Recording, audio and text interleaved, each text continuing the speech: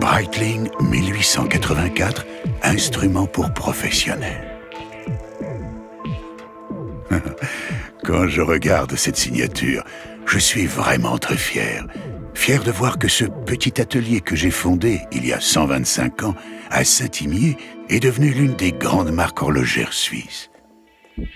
Fier de voir que cette marque qui porte mon nom est restée fidèle à la philosophie, à la vocation, à l'esprit que j'ai voulu lui donner. Ma passion, c'était la précision. Je ne voulais pas faire des montres servant simplement à enregistrer le passage du temps. Non, je voulais fabriquer des instruments de mesure pour les sciences, les sports et l'industrie. Des chronographes et des compteurs.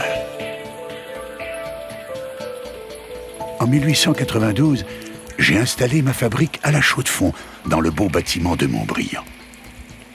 Breitling s'est très vite fait connaître par sa vaste gamme de produits destinés à de nombreux utilisateurs professionnels ou privés.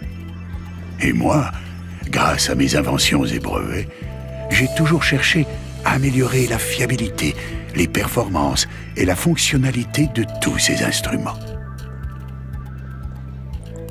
En 1914, mon fils Gaston a repris l'entreprise. À cette époque, la montre bracelet commençait sa percée et Breitling a été une des toutes premières maisons à proposer un chronographe bracelet.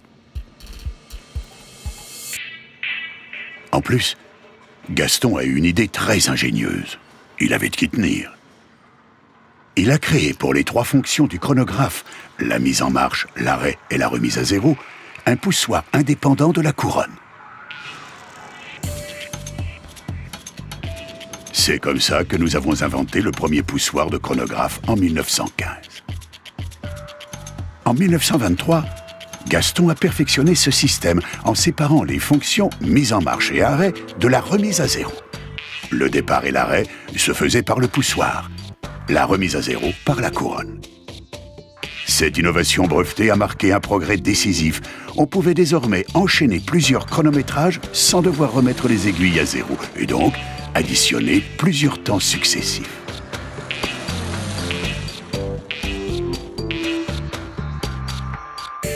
En 1934, mon petit-fils, Willy, a achevé de donner au chronographe bracelet son visage moderne. Il a créé le second poussoir indépendant à 4 heures. Cette invention a été rapidement reprise par toute la concurrence. Willy a également inscrit notre nom dans l'histoire du chronographe en lançant, en 1969, le premier mouvement de chronographe à remontage automatique, le fameux Calibre 11. Cette innovation a été mise à l'honneur dans la célèbre collection Chronomatique. Les pionniers de l'aviation, tous ces héros dont j'admirais les exploits, avaient besoin d'instruments fiables et précis. Ils ont très vite fait confiance à nos chronographes de poche, puis à nos chronographes bracelets. Dans les années 1930, Breitling est même monté dans les cockpits d'avions en développant toute une gamme de chronographes de bord. C'est ainsi que nous sommes devenus fournisseurs attitrés de l'aviation mondiale. Et la fameuse Navitimer, avec sa règle à calcul circulaire, créée en 1952, est depuis longtemps la montre fétiche des pilotes et des passionnés d'aéronautique.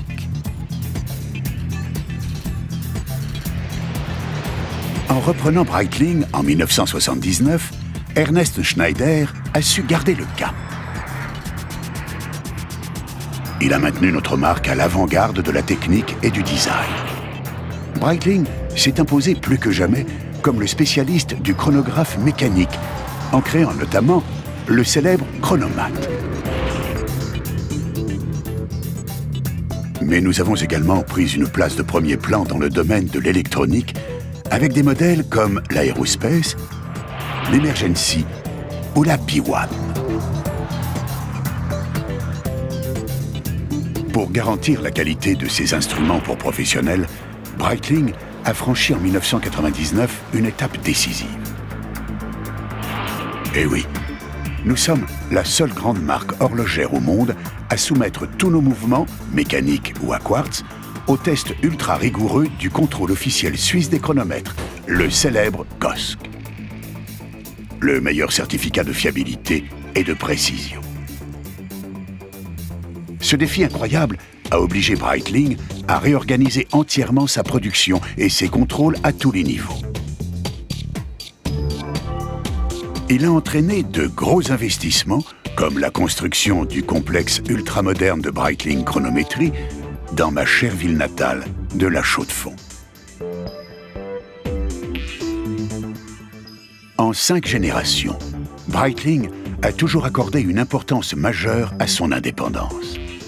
Dirigée aujourd'hui par Theodor Schneider, c'est une des rares grandes marques horlogères suisses encore en main familiale.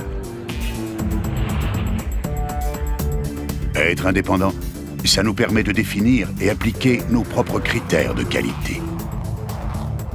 Ça nous permet de suivre notre propre voie, notre passion, notre vocation, sans pressions extérieures, sans contraintes.